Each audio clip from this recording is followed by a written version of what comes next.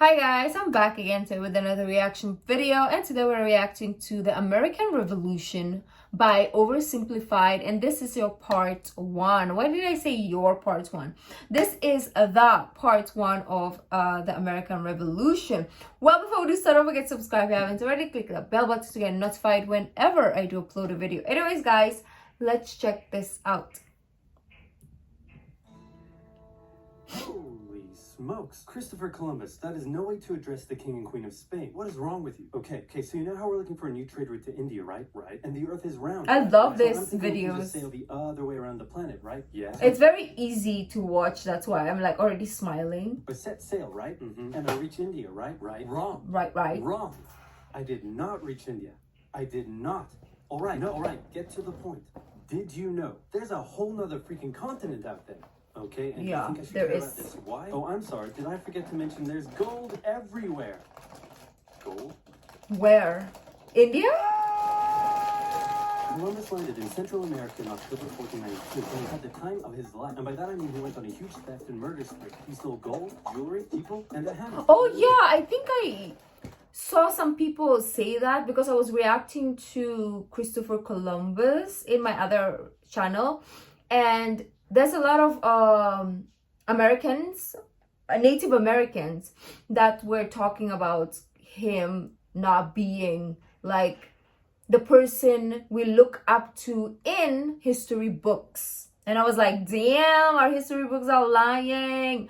So it says it here as well. He returned to show off all of his riches, including a few previously undiscovered items such as tobacco. I'm always hungry, sorry guys. And a hammer. Now I know what you're thinking, but oversimplified, Columbus didn't discover America, the Vikings did. And you'd be partially right. In the 11th century, Leif Erikson was the first European to land in America. But hey, if you love Vikings so much, then why don't you check out today's sponsor? Vikings War of Clans is a mobile game that was Oversimplified, come on. Vikings War of Clans constantly change. Get your bread. Events. Wow, and get this special bonus, my nickname, Hammock. And suddenly the race was on to explore and conquer the new world. After a couple centuries of warring with the natives and each other, the European powers had claimed quite a lot of land, including this area, which both the English and the French claimed as theirs. One day the French said, I'm going to build some forts along here. And the English were like, could you not? And the French said, sorry, but no, I could not. And they went ahead and built forts, which pissed off the English. So they sent an up-and-coming British lieutenant colonel by the name of George Washington with a combined force of British troops and Native Americans. After a short battle, the French commander said, all right, we surrender. Okay, boys, pack it up. They surrendered.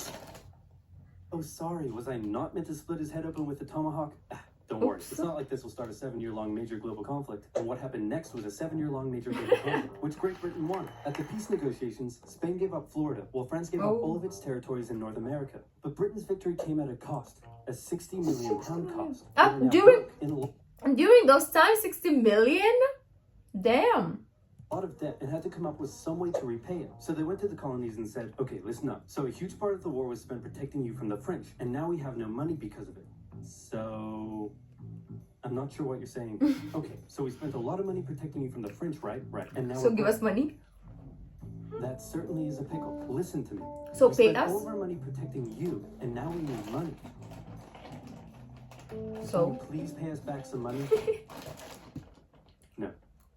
Oh, damn. Okay, we're just going to go ahead and tax you. In 1764, Britain introduced the Sugar Act, forcing the colonies to import sugar and molasses exclusively from the British and to pay duties on them. Then a year later, they introduced the extremely controversial Stamp Act, and it worked a little something like this. Hello, shopkeep. Hello, Mr. Bungleberry. Here's the deed for your new shack. This really makes sense. 3 pence, please. Wait, what was that? It's the new tax. I get a stamp on any paper or documentation I make, and you have to pay for it. Would you like to see this pamphlet that explains everything? Yes, please. Okay. Stamp. 2 pence, please. This is awful. You know what? Just give me a deck of cards so I can go gamble my pain away. Okay. Okay. No. Don't do it. Stamp. So Obviously, the colonists were like, hey, my dudes, this new tax legislation right here, this is BS. Until now, they had enjoyed relative freedom. So we have to like blame UK for this tax thing to rule themselves, and now suddenly Britain was asserting its control. They were especially unhappy because they didn't have any representatives in the parliament that was levying taxes on them. So they protested. Orators gave fiery speeches.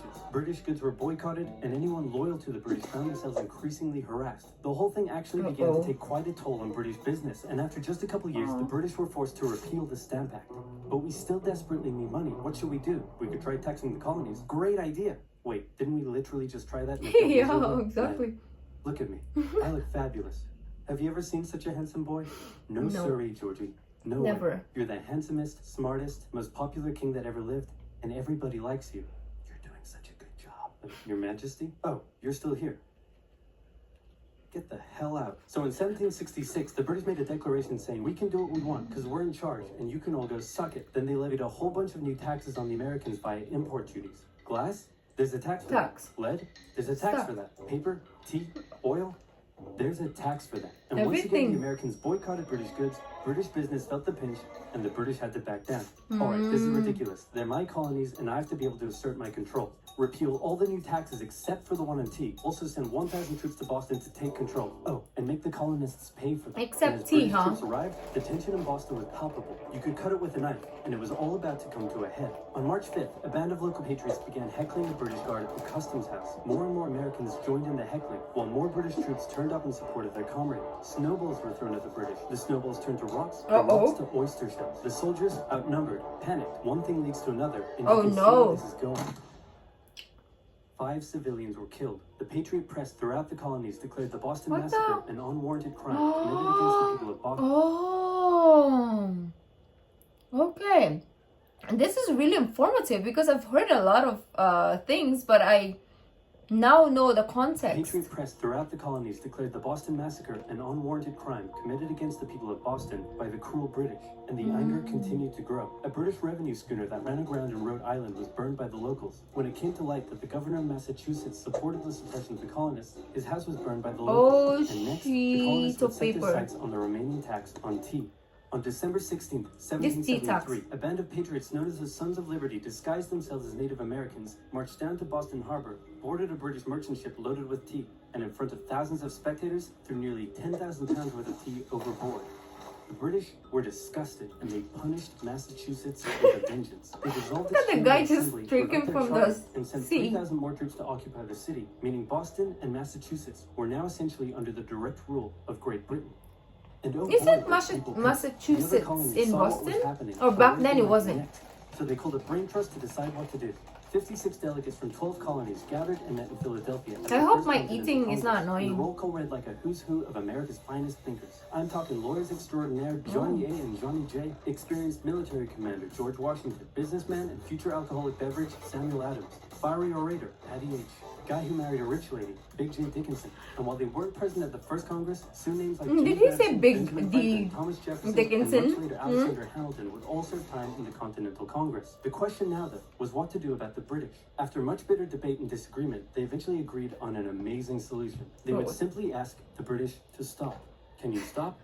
No, it didn't work. Oh, I like that. I like the fact that they chose to talk instead of violence, right? They didn't wake up with violence that day. the local militias to start arming and be ready at a minute's notice. And across the colonies, these Minutemen stood ready for the beginning of the American Revolutionary War. Now, having your colonies in open rebellion is one Because thing. of the Once tax. they start arming themselves, that's when it really hits the And, fan. of course, So because British they General killed Thomas Gates Americans. ordered 700 troops from Boston out into the rebel-controlled Massachusetts countryside to Massacre. restore stores of arms and ammunition held by the rebels in Concord. The British set out in the middle of the night. Patriots, including Paul Revere, rode ahead to warn that the British were coming, giving the rebels time to prepare. The two sides met in Lexington as the sun began to rise. They faced off against each other, and in the confusion, somebody shot first. Ooh. The shot heard around the world marked the beginning of the American War of Independence. The rebels Oh were my outnumbered and had to god. fall back to Concord as the British split up to search for rebel supplies. However, more and more patriot rebels. Oh, I showed wish I up, and had this time video when the I was in British were school. outnumbered as more fighting makes took off in Concord. sense. The most professional army in the world was forced to flee back to Boston at the hands of local, poorly trained militiamen. If I have a kid, I'll be like, hey, go watch OverSimplified. It's simplified. History will be simplified for you and you will have a laugh. And when you go to school and you read your history books, at least you know something already. And all along the British route back to Boston, patriot rebels continued to gather and open fire on the retreating British. When the British reached Boston, the rebel militia surrounded them. Boston and the British were now under siege as small land and naval skirmishes continued around the city. and the British would suffer another embarrassing blow, this time in upstate New York. Colonel Benedict Arnold concocted a plan to take the British stronghold Fort Ticonderoga, which held a large amount of guns and ammunition. He set off towards the fort alone, hoping to recruit men along the way when he came across the Green Mountain Boys, led by Ethan Allen, who, as it turned out, had the exact same plan he did. So they decided to work together. But I'm in charge. No, I'm in charge. Oh, no, God. I'm in charge. No, I'm Here in we charge. go. No, I'm in charge. Ego. No, I'm in charge. This went on for some time, until the Green Mountain Boys threatened to go home, and Arnold had to concede. The group raided the fort at night while the Redcoats were asleep, and they caught them completely by surprise, taking the fort and all of its munitions with almost no resistance. Wow, great job, Ethan. Very impressive. By the way, what happened to that other guy we sent to take the fort? Who? Benedict Arnold. Never heard of Oh! Never heard of it. Aw. Do you want to grow your YouTube channel? Do you want to earn I'm more okay. views, more subscribers, more watch time? But I And love of Too course, Buddy. make What the fuck? Nobody knew what was going on. The colonies were in open rebellion, and for now, they even seemed to be Oh, winning. damn. So King George fired General Gage, replaced him with General William Howe, and ordered the rebellion to be put down immediately. Okay, the British are definitely going to retaliate for all of this, so we should probably put together a proper army. First, we need to pick a commander-in-chief, and I think we can all agree that that job should go to the man, the myth, the legend, George Washington. My friends, I am humbled and honored that you would consider me for such an important role. I did not expect for this. All right, you've been showing up in a military uniform every day for the last 10 months. We all know you wanted this, so cut the crap, George. Dude, I'm cool. So Washington began his journey up to Boston to take command of the newly established Continental Army, just as the British made their first major attempt to break the siege. They made plans to take the high ground on Bunker Hill, but spies warned the Continentals of the British plans, so they fortified Bunker Hill and set up defensive positions on nearby Breed's Hill. The day of the battle came, and as the British advanced, a barrage of Continental gunfire was opened up on them. 17, 17, 15. Twice they were pushed back.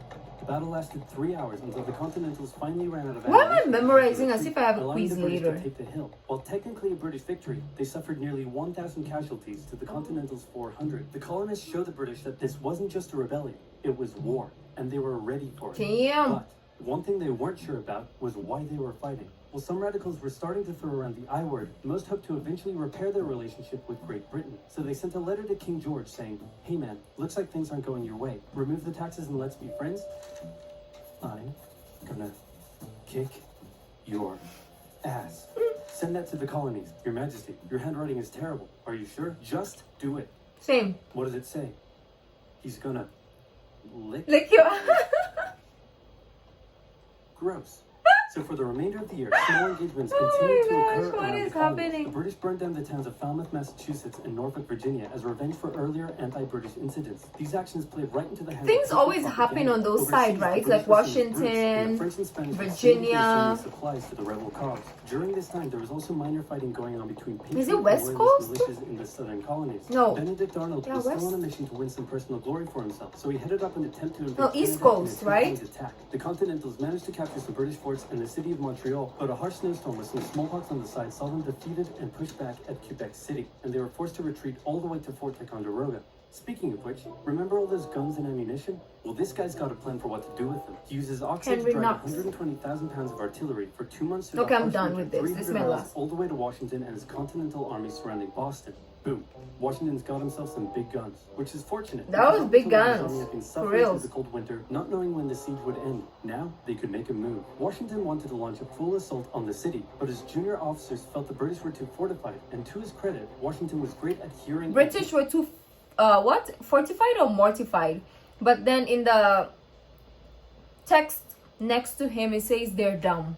on board the ideas of others. Instead, the Continentals worked through the night, setting the guns up on Dorchester Heights, overlooking the city. And when dawn broke and the British saw the guns, they knew they were toast. Their positions were completely exposed. It was checkmate. They had no choice but to abandon the city. 120 ships carried 9,000 redcoats and 2,000 loyalists away to an unknown fate. And Washington had his first victory of the war. Aww. Washington then moved his army to New York, knowing that when the British returned, they would probably land there. In the meantime, a friendly-looking old man by the name of Thomas Paine had written and published a pamphlet called Common Sense, in which he advocated for total independence from Great Britain. It spread across the colonies like wildfire, and to this day remains the best-selling title in America. Oh, it was wow. read aloud in taverns and meeting halls, and brought the idea of independence into the mainstream. Congress began to seriously consider the idea. Thomas Jefferson was selected Thomas to write up an Paine. official declaration Remember of that name. independence, and he went hard, writing that all men are created equal, with certain inalienable rights. including life, liberty, and the pursuit of happiness. Of course, Jefferson had over 100 slaves, but we don't have to talk about that. Oh. The 2nd of Okay, never mind. I was clapping, but then...